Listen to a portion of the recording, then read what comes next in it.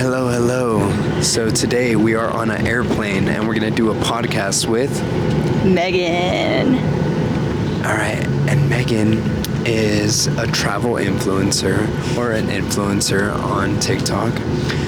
Today we're going to be chatting a little bit about our experiences in Colombia, and we're going to talk a little bit about Megan's life, what she does, and how she's able to sustain a living traveling to Colombia, Ecuador, Mount Colombia, Everest soon. Mount Everest soon. Yeah. And what other spots? I'm excited. Europe. So the Netherlands, Italy, Croatia, Barcelona. Very nice. So you guys might hear some external noises happening from the outside because we are about to take off. So might turn on this. If it's really bright, I probably wouldn't. I don't want to make anybody mad. Bright? It looks cool, but I don't want to make anybody mad. This is a 12:15 a.m. flight. Oh, this is true. People are gonna be sleeping, but it looks good. I do tend to be a little inconsiderate when it comes to these things. Relatable. All right. So I was here for around 21 days. How long were you here for? Roughly the same, actually. And where'd you come in from? Nashville to Houston, and then straight to Medellin. Very nice. And from my understanding, you said that you came in from Cartagena as well? Yes. Ended up getting here and booking a last-minute trip to Cartagena for 2 days. It was $94 round trip, and I was like, I gotta go. And it was incredible. It was so beautiful. Nice. So I'm kind of confused. Whenever I met you, you said that you were collaborating with a hotel, and this seemed to be pretty interesting to me. I did not know what you meant by this. And then I was like, oh, well, she obviously has to have something following for a hotel to want to work with her. And just... Here we go.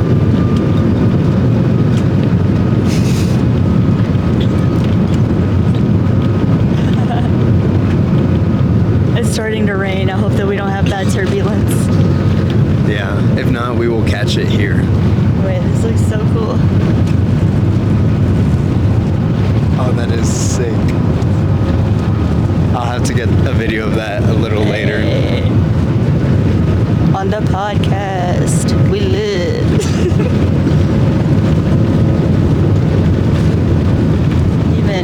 even has the light. The light goes crazy.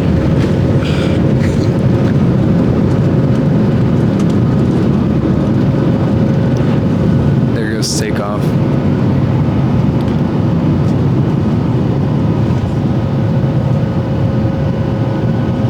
Wow. There Depression. goes the city. Depression is hitting. Yeah. I love Medellin so much. I love Medellin and the culture.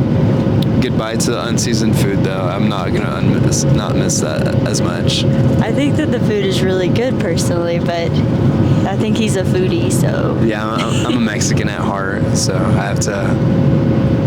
Are you Mexican? I am Mexican. Oh, okay. Oh, wow. Is that the clouds already? Yeah, the clouds are and the rain. low. Yeah, They are we're probably going to hit some turbulence. I am not a fan of turbulence. I've never really hit turbulence. I've only been on 7 flights in my life. Really? Yep. So, just starting the traveling journey and... Traveling, get out and do it while you're young and healthy. Yeah. Before you settle down and have a house and kids. The white picket That's what fence. they say. Yeah.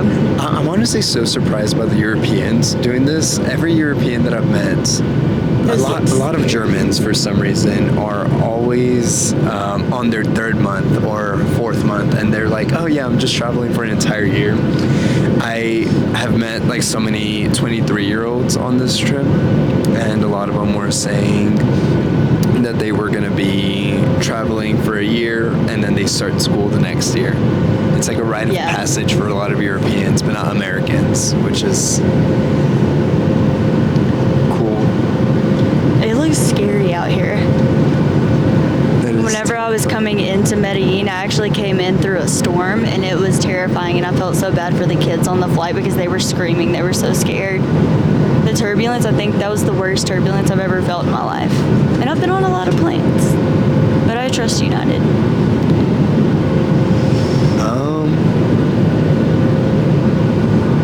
I think someone just moved their seat.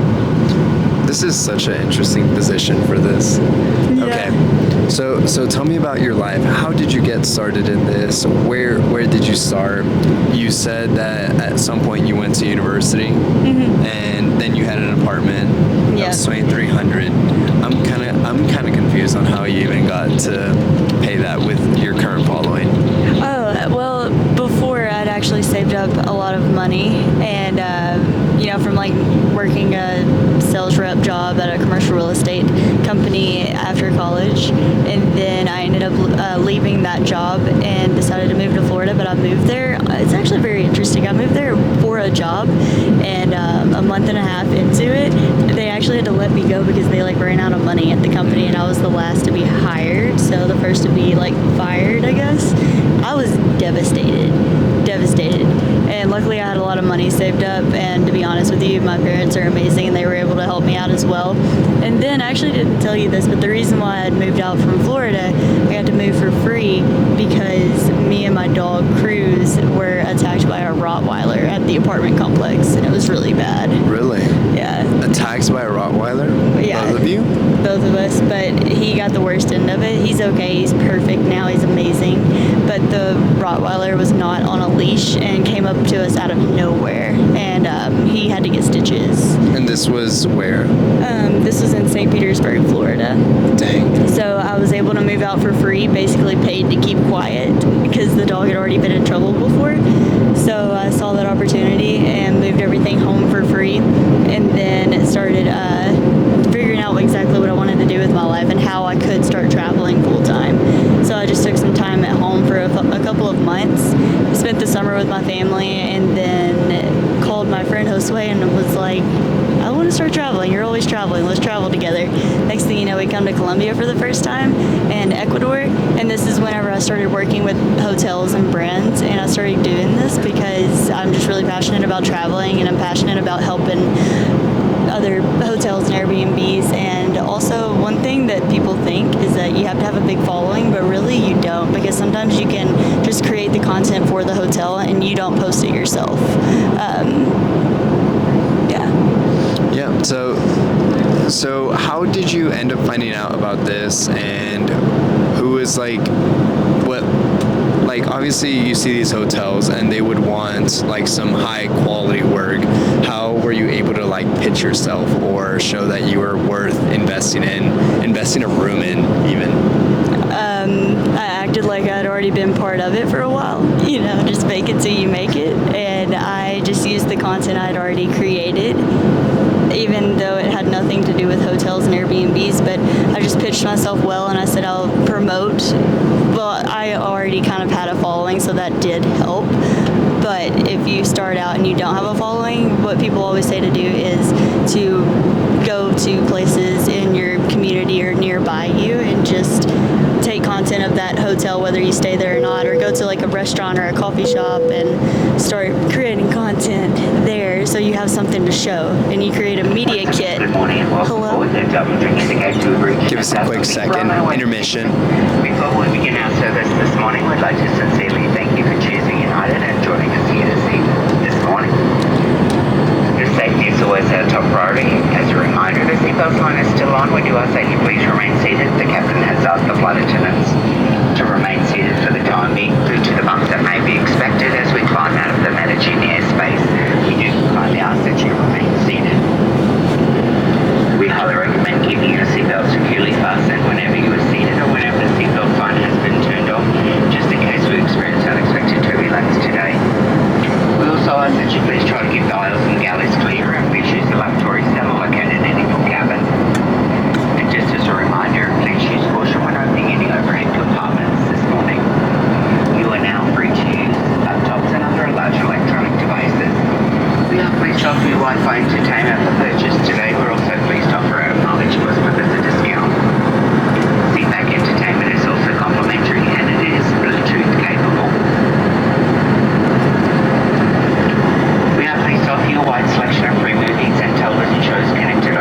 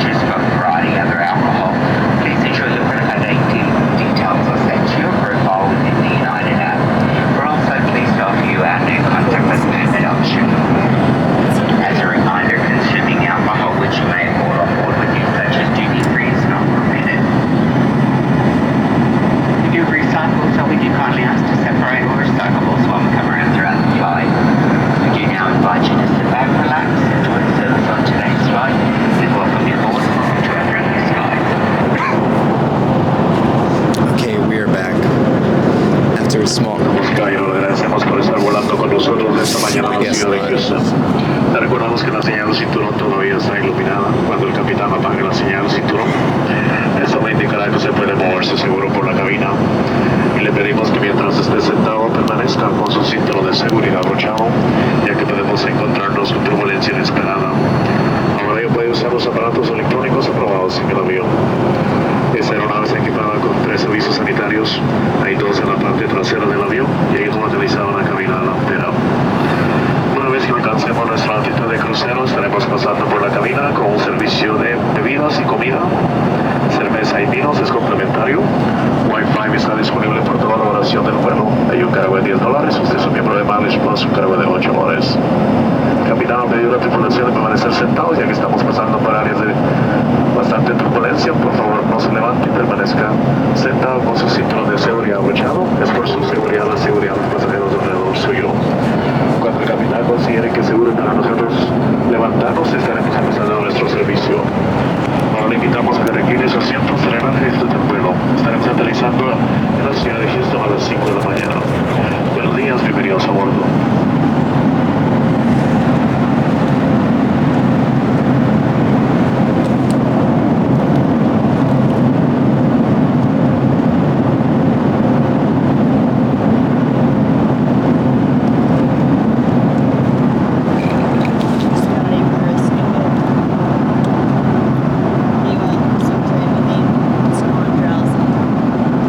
I don't know what that is. I don't know what this is. It's like a motion sickness thing. Oh, I'm good. Yeah, it's like non-drowsy. People always take it on like boats or something. Or planes.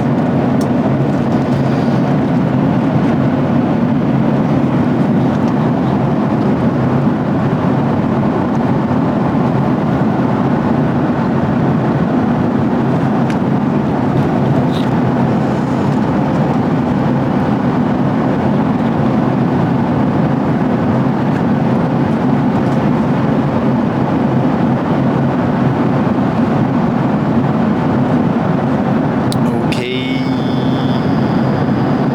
Let's go. Okay, so we're back. So I want to ask, what was like the lowest, or what was like the first hotel that you got, or Airbnb, or like free trip in general?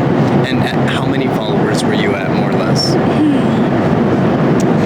TikTok is definitely my biggest platform, so going based off of that, I was roughly at 20,000 followers on TikTok, and I reached out to a very, very cool place to stay. It's called Nine Pines Retreat, and it's in Cadiz, Kentucky, and it's basically a luxury safari tent.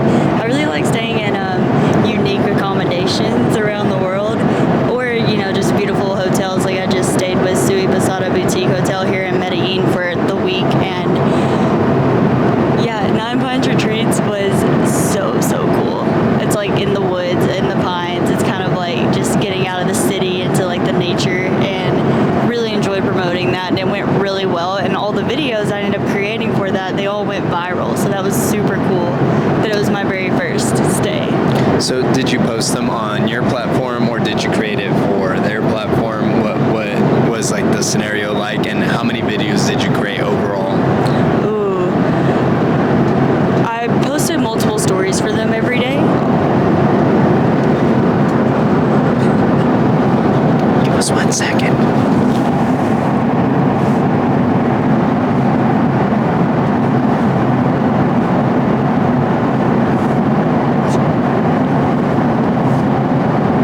I'm trying to whisper better. Okay. Someone reclined their chair back, and it just threw the entire angle off.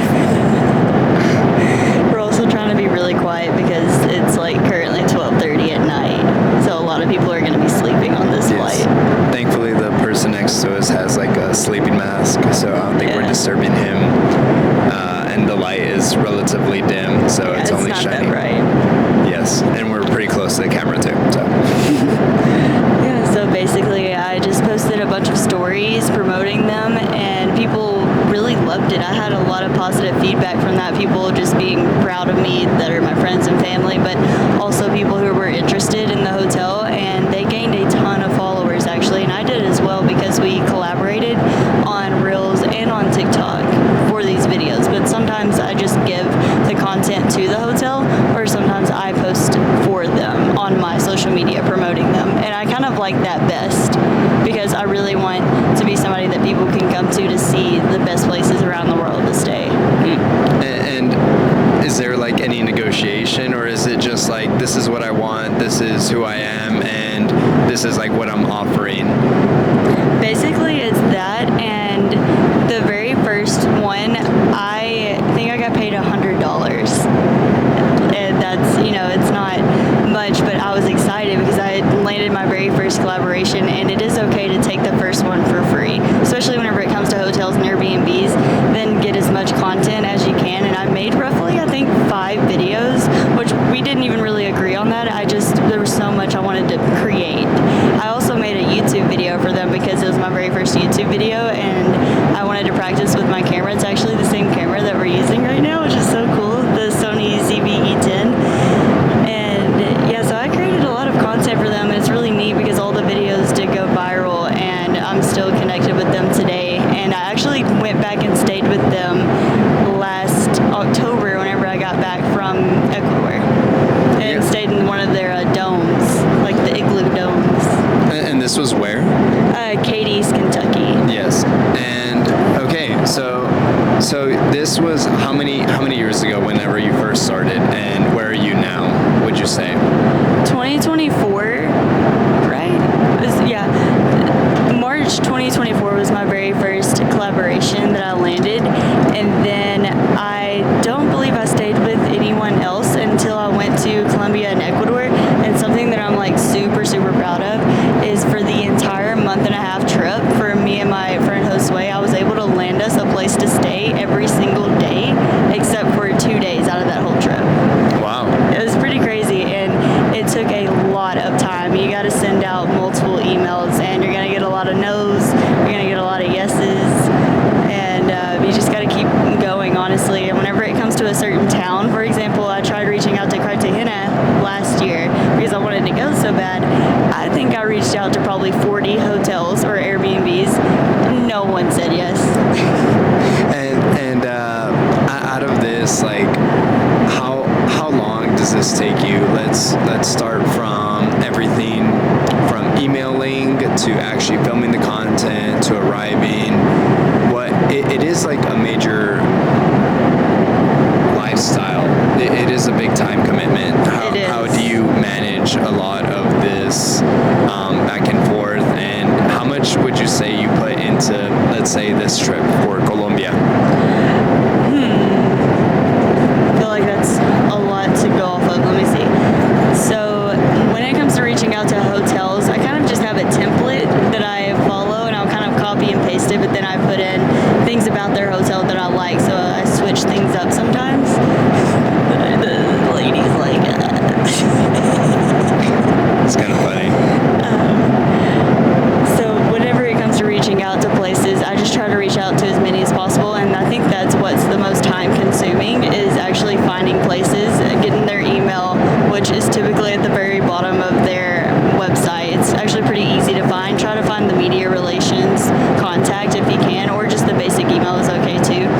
And it took me probably 2 months of prepping and getting that amount of hotels, especially for the month and a half. So it took me roughly 2 months to be able to get all of that lined up. So it is very, very time consuming doing that.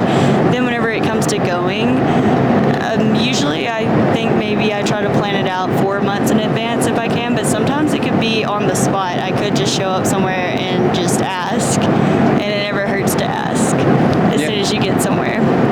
Yeah. What was your other question? So in terms of like hours, how many hours would you say you put in towards like the emails themselves? Something that I guess a lot of people don't see is what goes on behind the scenes. The amount of time I spend, I wake up at 7 and I don't go to bed until like 1 or 2, and I'm on my computer that entire time. And I usually do that every day. And so I try to give myself like some grace sometimes, and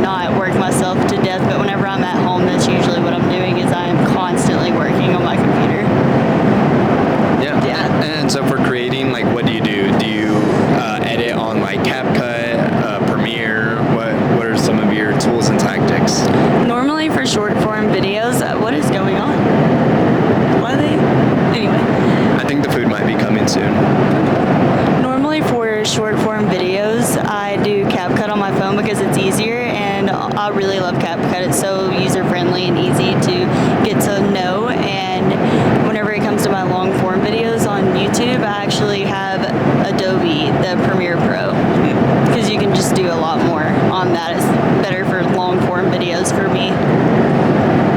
Nice. So we're now moving on to some of your future endeavors. You said that you got sponsored to go to Mount Everest. Yes, it's going to truly be the trip of a lifetime. So walk us through how you even got to that opportunity. Like, what ended up happening? Were you constantly reaching out? Was this an opportunity that fell on your lap?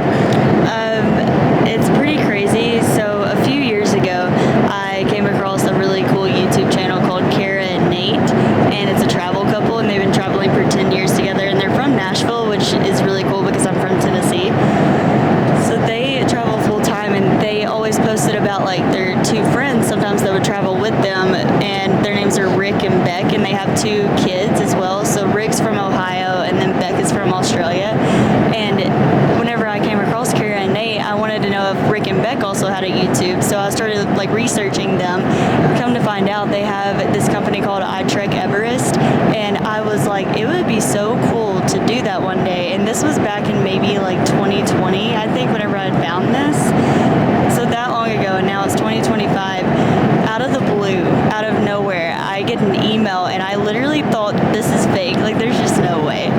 And I look at it, and it says it's from Rick and Beck, I Trek Everest, and they found me through my YouTube channel, which has 17,000 subscribers right now that I'm super proud of. I love you guys. Shout out. And I mean, I literally started crying. I called my best friend Tasia and was like, I cannot believe this right now. Like, I found this company years ago, thought that that would be something amazing to do one day, and then they found me and reached out to me. So that was huge. That's going to be one of the biggest trips of my life. So what was it? Headphones. Oh, we don't need that. Yeah, we got microphones instead.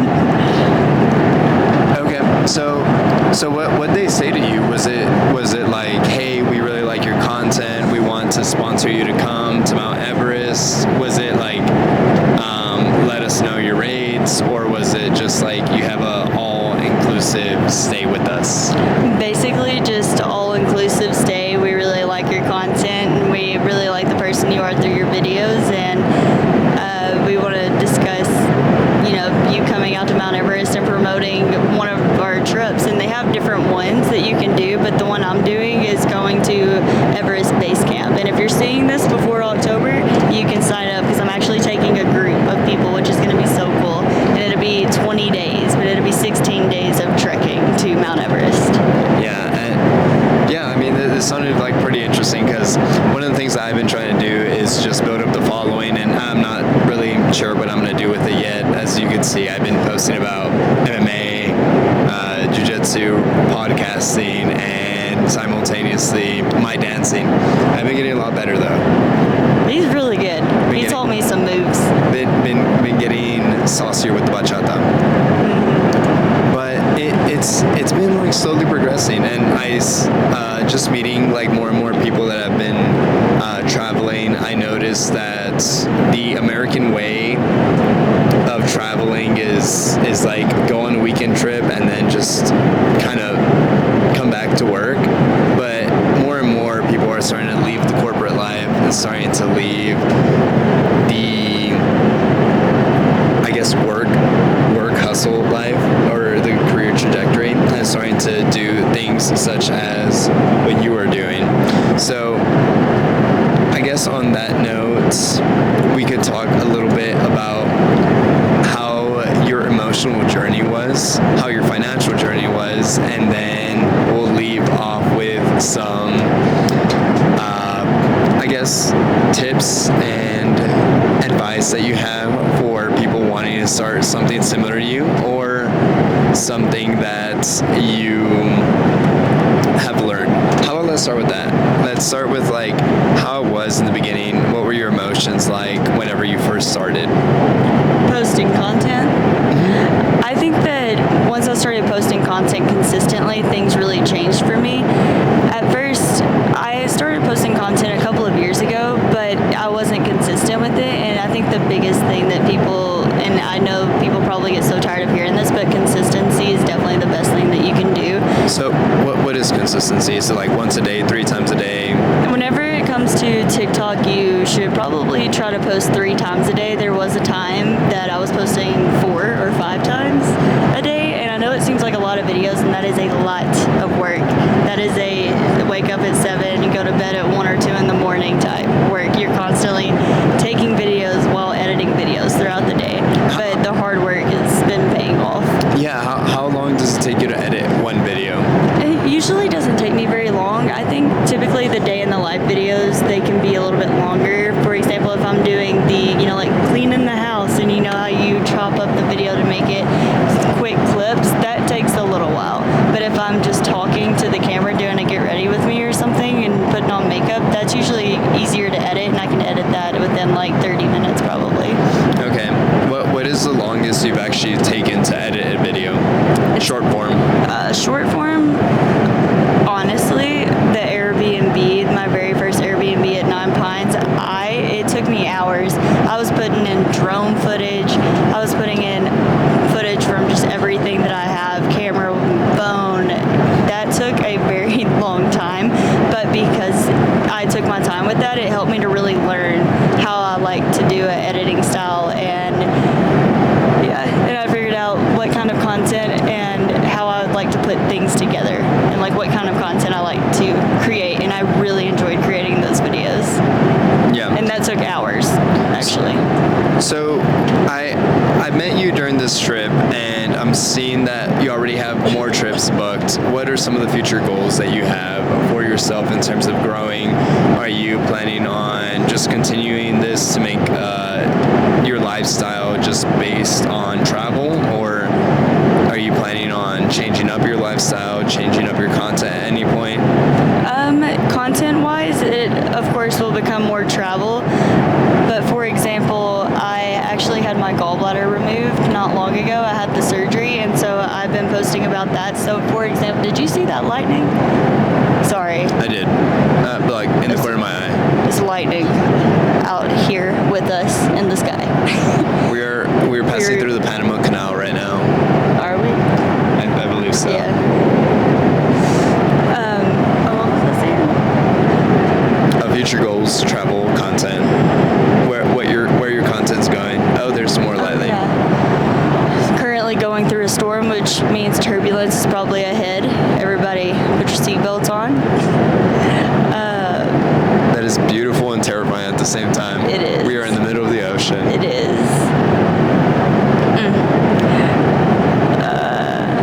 I forgot what I was even saying. What is your content going to become? Oh, yes, the gallbladder stuff. So every month I do try to post something about that. I gained a pretty big following actually around the world because I posted a series on a gallbladder series, like of me having the surgery and life before and after and symptoms, and I was able to help people all over the world. So because of that, I still get questions every single day. So I sometimes will add to that series because I really want to be able to help people, and people have a lot of questions about it. It's confusing whenever it comes to medical stuff, so I want to do the best I can to help others. But within that, I really love posting travel content, and so with me traveling, it'll be easy to be able to post travel content, of course. So I think that the future right now for me is definitely travel. Some goals I have is to get better at editing for YouTube whenever it comes to my long form videos, because those are travel videos, and I want to become more quick. And Adobe Premiere Pro is no joke. It is so difficult to learn. It's taken me hours and hours of editing to learn, and I'm still learning from Adobe right now. But that is definitely a goal that I have, and I'm really excited to post the content. And next year I am really hoping to be able to travel more full time, but go somewhere. I think you had said this earlier, just buy a one-way ticket and just see where life kind of takes you. I think that would be really cool to just not even have much planned out all next year. And also on my goals list high up is I want to go to Rio, Brazil so bad next year. I love Rio. So for anyone who doesn't know, I've had a studied abroad trip there, and I stayed 3 months in Brazil. Now was one of the most eye-opening experiences for me. It is the experience that made me want to travel a lot more and experience more life. It scared the crap out of my family because they were like, Brazil is known to be dangerous. You don't even know the language. What are you doing?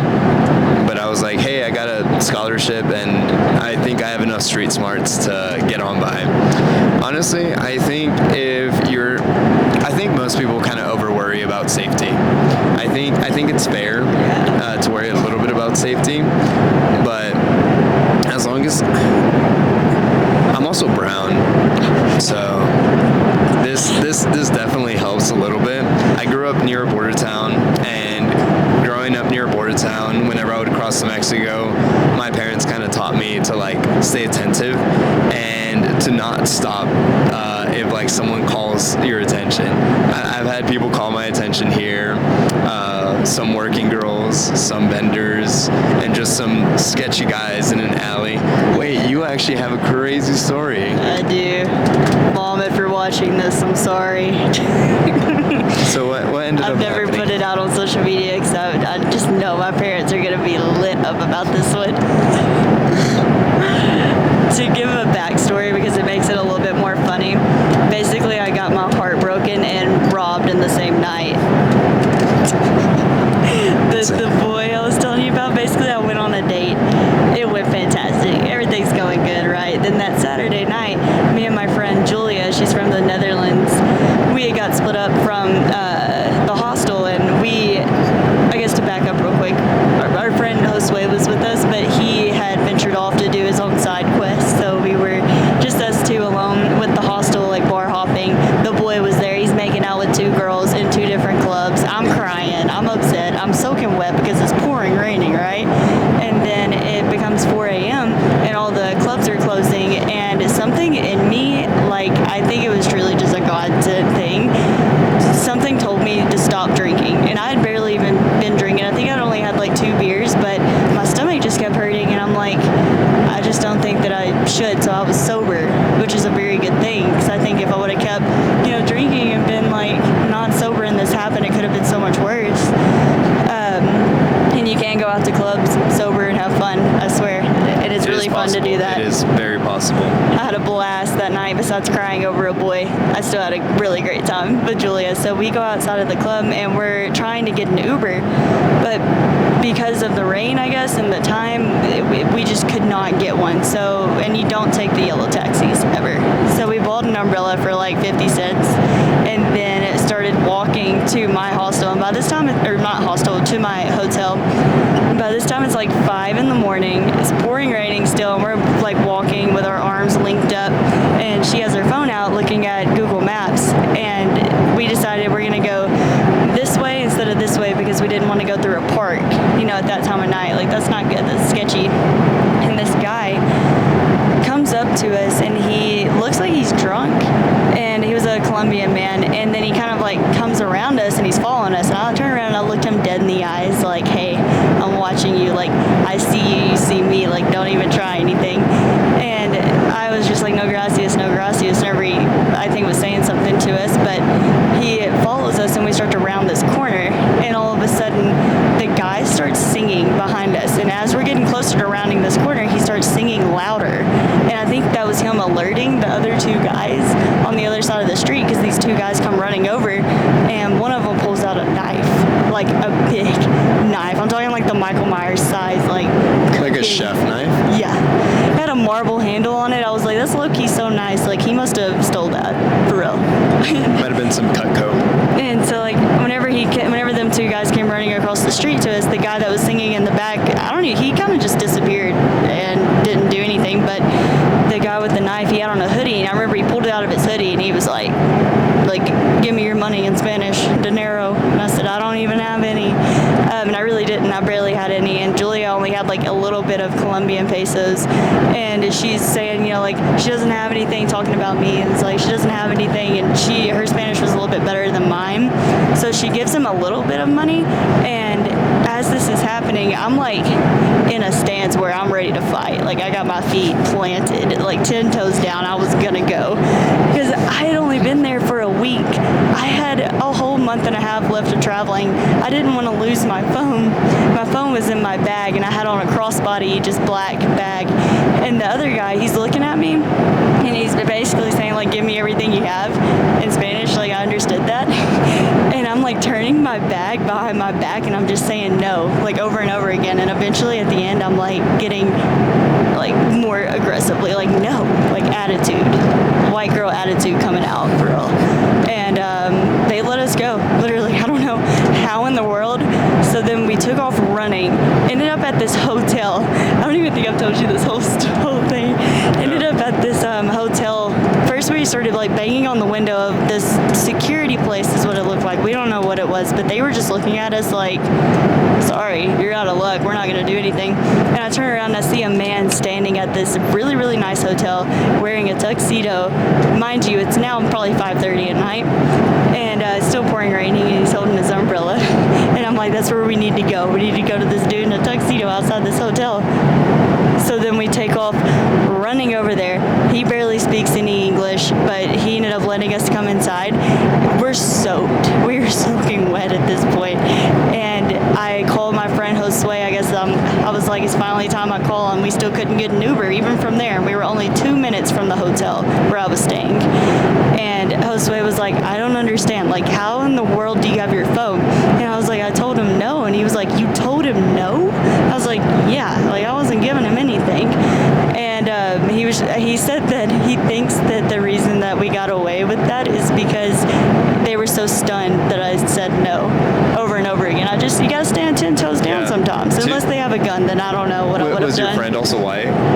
Yeah, she's from the Netherlands. Yeah, 2 white girls getting stabbed in Colombia. That guy would have been on news. Yeah. He definitely did not want to risk it. Yeah, so they let us go.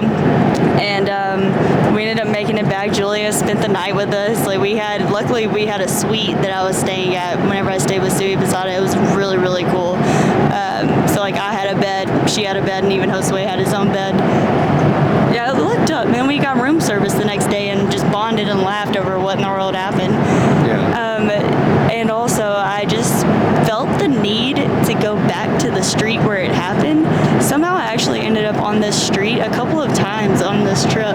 But me and Josue, I told him, I was like, I kind of want to walk past it. I don't know why. I just want to see if those guys are out there. I didn't end up seeing the guys, but something interesting. The spot where it was is right beside a river and like this bridge underpass, and a lot of homeless people hang out underneath there, I guess, or criminals hang out there, because we were being followed. We were being followed on that same street where someone tried to mug me and didn't get away with it, if you're watching this. Yeah, and so what we did to get away from the guy, because Josue noticed that he had been following us since the bridge, so like for 2 blocks at this point, that we went inside of a coffee shop and asked for a menu and looked at it for a few minutes and didn't end up sitting down, but we made sure that he passed, and whenever he passed, he was looking inside for us. That was the only sketchy time I've had on this trip. Everything's been perfect, actually, so that's good. Yeah. So now that I'm thinking about it, it is okay. So I've had 2 stories that are kind of sketchy now that I think about it. Yeah. So while you were telling this, okay, so one was I was in Comuna 13. There was this beautiful Colombian woman with this chopped white guy, and I was like, something's not right here, but I was like, maybe homegirl's a working girl, so I gotta not interrupt, let her get her bag, and I'm not gonna get involved in this. And I noticed something was off about them, their body language. They weren't holding hands, like she wasn't guiding him anywhere, but she was like keeping close to him. And I was like, something's not right. So I told the people that I was with, some people at the hostel, I was like, something's up here. I was like, just keep an eye out. And what ended up happening is that this lady said, no, this older lady said, no, and started separating the beautiful Colombian woman and the chopped 50-year-old white dude. And she was like, no. And then like the beautiful Colombian lady, beautiful Colombian woman, she was like, what's going on? And she just like didn't fight it. And then she went to like be the fake girlfriend of some guy. So I was just like watching this unfold, and I was like, oh goodness, like that older lady just saved that man from getting like his kidneys stolen, and a cop was coming up at the same time, and I was like, well, the cop doesn't need to do anything anymore because like the old lady already saved him. Then as I'm waiting for my Uber, I see them all. I see all four of them coming down. The beautiful Colombian lady, her fake boyfriend, the old lady, and the chop 50-year-old white dude, and they all get in the same taxi and they leave. So that guy might have gotten his kidneys stolen. Who knows? Yeah. So it is a little dangerous, but not as dangerous as you might think at the same time. I think if you're traveling with some caution, if you're not constantly bringing your valuables, like I have this big pack and then I have a small fanny pack where I just keep like my phone, wallet, and a burner phone where I would just give it to the robbers. It's like an iPhone. That's so smart. I didn't even think of that. Yeah, having like a old phone that you have, just giving it to them. Yeah. I learned that trick in Brazil actually, because some locals were telling me that they have a real phone and then like their fake ones to give it to thieves, like whenever they try robbing them. Yeah, but I noticed that, and then one time I was being a cheap bastard and tried saving $3, and I had to walk basically a kilometer or like 0.6 of a mile home, and it was like a 10-minute walk. So there was like these four guys. There was this like little overpass, and they had the pedestrian bridge, and then there was like the underpass where like the cars went, but you cannot really go through the underpass because there's no sidewalks there. And I saw that these like two guys were at each side of the overpass, and I was like, oh, this is not too good. Wait, where was this at? This was right next to Dance Free. This was in Medellin? Yes. Okay. Yeah, we actually passed by the street as a group later, and it was kind of funny because I was like, oh, that's the street I almost got mugged on. Yeah. And then these guys like started looking at me, and I was like, ooh, I'm watching you.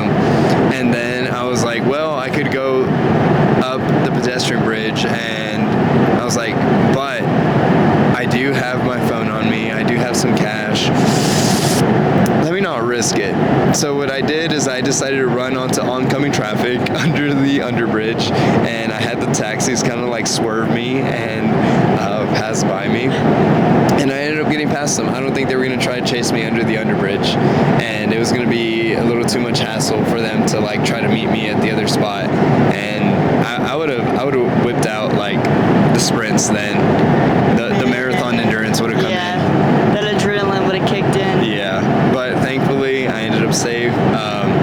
Yeah, I think like if you're aware, you can kind of avoid scenarios. Yeah. I was thankfully not held up like at life point. I had to not know what I would do. Well, I could tell he was like scared. He's like looking side to side, like, is anybody around? He pulled it out. He's like, ooh, look at this. And then he like put it back up, and he's still looking around. And I'm like, yeah. But it's not like it's Homeboy's first rodeo. Yeah. It was his first try, and he failed. He got nervous. He got stage fright.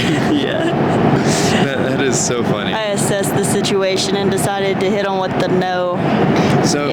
So now, like, thinking about these scenarios, are you thinking about traveling to even more dangerous countries?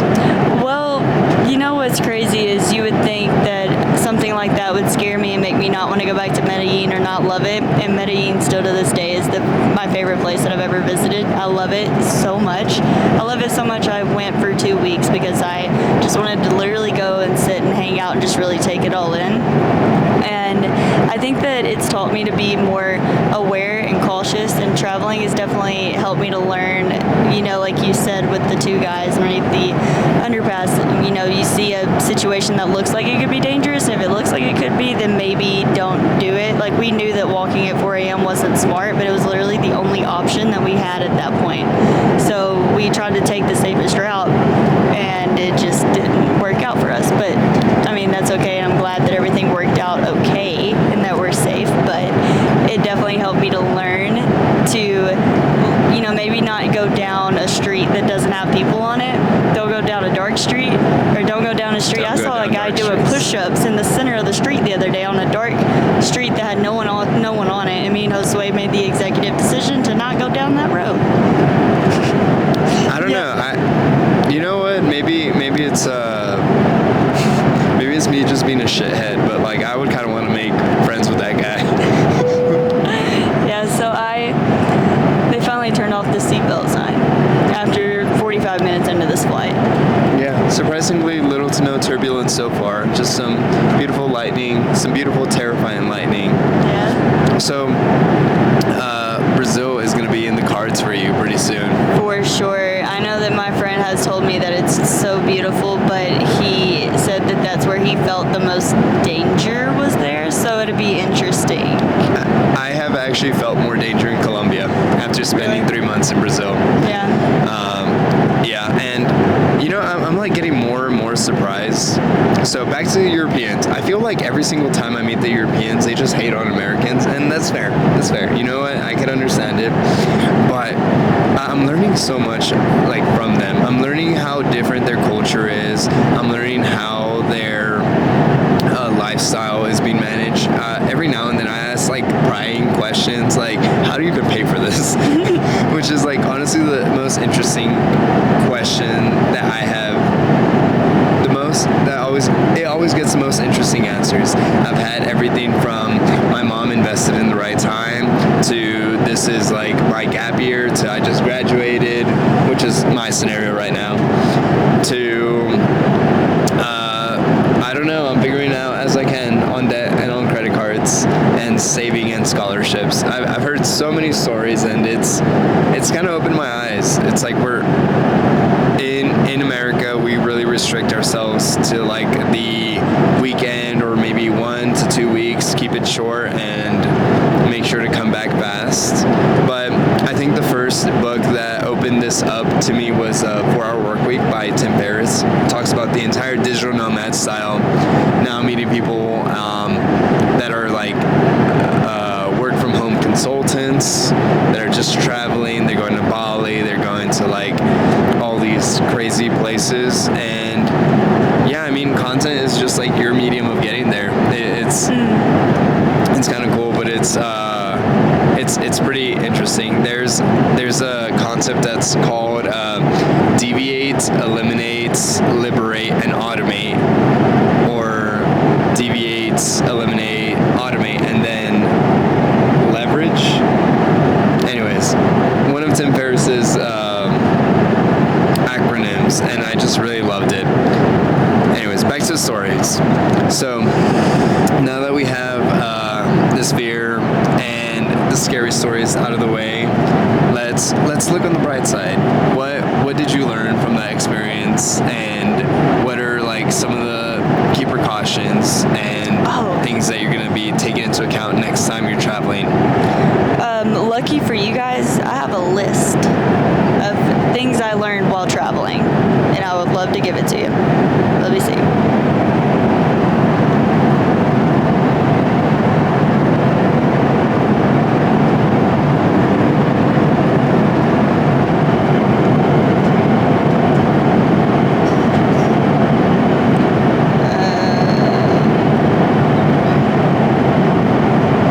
Be fast. Their attention span is horrible. Where do I begin? I have a lot here. The things that I've learned from my first 3 weeks of world travel. Okay, the first one, you can't peek.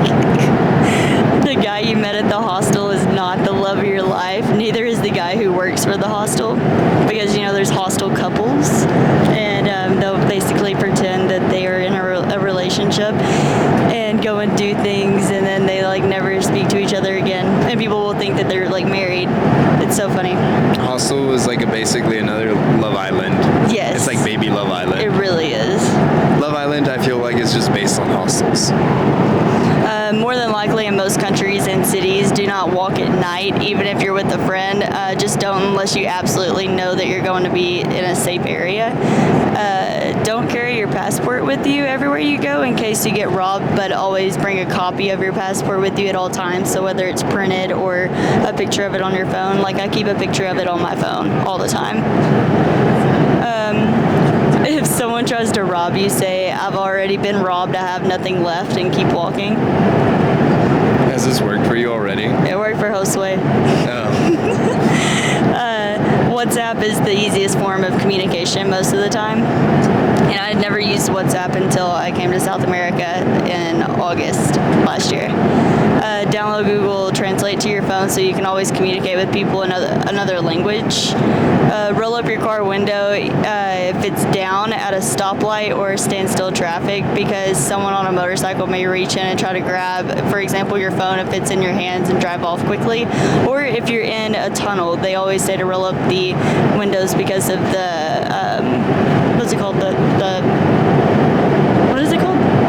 Like the exhaust from vehicles in the tunnel. Oh, I'm gonna add to that. If you're in a sketchy scenario, try not to be in tunnels. Try not to be in like things that only have one entrance and one exit. Try to have like intersections if possible. If there's like a street, ask the locals. A lot of the times, the locals know what streets to avoid and what are like the booby traps. And I like taking a screenshot and then just highlighting it red. Try not to look like a tourist and don't walk around with your phone in your hand. Did you hear that? This man is snoring. Yeah, so try not to look like a tourist and don't walk around with your phone in your hand. Don't look like you're lost, even if you are. Bring a basic kit of Dramamine for motion sickness or Tums for when the food hurts your stomach, and also carry tissues with you in case there isn't any in the bathroom or the boy from the hostel hurts your feelings and makes you cry. Because also I've noticed whenever I was in Ecuador a lot, some of the bathrooms, like they just didn't have toilet paper in there, and sometimes it's good to carry change or money on you, like small bills. Wipe yourself with the dollars. Yeah, or they have a bathroom people in there, so sometimes you have to pay to go to the bathroom, but sometimes you don't. I never had to in Medellin though, but in Ecuador I did every now and then.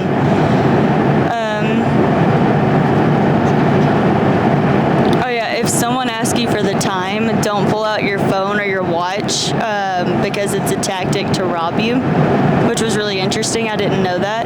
So someone could just casually be walking by and ask for the time, and then if you pull out your phone, it's gone. It's gone. Or your watch. I'm laughing at the next one. Oh, this one's big. Listen. I almost got kicked out of an Uber in Colombia one time because they say, see, being from Tennessee, we like to get into big trucks or vehicles and just slam the door because, I mean, sometimes it's a heavy door. It's a big truck. It's hard to get it shut. You know what I'm saying? So I'm slamming doors all the time. But I didn't realize I was doing this till I went to Colombia. So don't slam the door in the Uber or someone's vehicle because they take it as offensive. And they did. Oh, this one dude, the look I got when I got into the vehicle and shut the door, Josue was like, I'm gonna get like 1 star on this. Also, something I do need to add to this is never take the yellow taxis, especially for in Colombia anyway. Always take Uber, and I guess Uber is not like legal there, but they still do it. Most Latin American countries, like Costa Rica as well, Uber isn't legal, but a lot of the times they work with the city, or maybe they don't work with the city, but Uber is the best place to not get ripped off. I've already got ripped off like $10. You win some and you lose some. At some points, like sometimes I haggle it, sometimes I'm like, I'm not willing to. It's like a minuscule amount of money. Probably need a little bit more than me. But this happens a lot. I mean, these are tourist cities a lot of the times. A lot of Colombians are not fond of tourists at times, but sometimes they are. Like, you'd be surprised. They hate the effects, but they love the tourists. And it's been something that's been slowly growing on me. All right, and do you have any final things to say? subscribe. You know what I'm saying? No, I'm kidding. But no, I hope that you guys find some of this stuff helpful, and definitely go and chase your dreams and don't give up. And I know people always say that, but like, you know, if you want to start doing content, be consistent, you can do it. If you are afraid to travel and, you know, you're going to go solo travel, sometimes it's best to just not wait on people. That's something that was really affecting me, and something I thought about during my time between moving from Florida to like my first big trip out of the country. I thought, I can't wait on others, or I may never go or never see it. So I actually solo traveled somewhat for the first time on this trip, because my friend Josue is from Ecuador. He wasn't able to make it in for the first like 4 days. And I was like, well, I'm going to just go, you know, I'm going to go and I'm going to figure it out, hopefully make friends. And guess what? I made so many friends at the hostel I was staying at, and made friends within, like, I had arrived really late at night, so that next morning I was already making friends, because there's a lot of like-minded people out there, and hostels are like the best place to meet people. Yeah, and like, to add to that, never wait on people. You will suffer if you wait for people. One of the things that I've been learning is that people tend to travel alone for a reason. It's a lot less baggage. It's a lot less waiting around. If you feel like doing something, you go up and go do it. The price of going alone is being able to have the freedom, or the price to have the freedom to do whatever you want is to go alone and not to wait on anyone. So with that, yeah, do you wanna plug your Insta or Oh yeah. TikTok? How should I? Actually, everything has the same username. I've been blessed to be able to do that. So Instagram, TikTok, and YouTube is just all Meg.McClure. So feel free to go and follow me. Well, cool, Meg. Thank you for some of the trip, some of the tips, some of the stories, and some of the cautionary tales.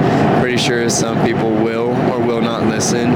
I'm one of those stubborn MFs who likes to find out for himself sometimes.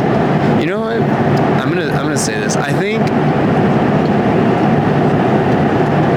I give off enough of like a resty bitch face to not get robbed. Like a lot of the times whenever I'm like in these like sketchy scenarios, I'll just look at them and I'll be like, Oh yeah, I look like I mean business. Like I know what I'm doing, and I'm low-key a local or something. Yeah. I don't know. Like I just get this look where I'm like, do not mess with me. Like attitude just comes across my face. yeah, look me. No, but for real, I think it works. I think it's a good thing to definitely do that in a sketchy situation. And I like to look people dead in their eyes so that they know I see them too. I do that too. Yeah, it's good to look at someone in the eye, but not stop. Do not stop if you look at someone in the eye. I like to look at them, acknowledge them, stare at them for a second or two, just to say like, hey, I know What you're doing, what you're doing, what you're thinking. Yeah. and then just keep it pushing. All right. Well, with that, peace and love. Love y'all, homies. Bye. Bye.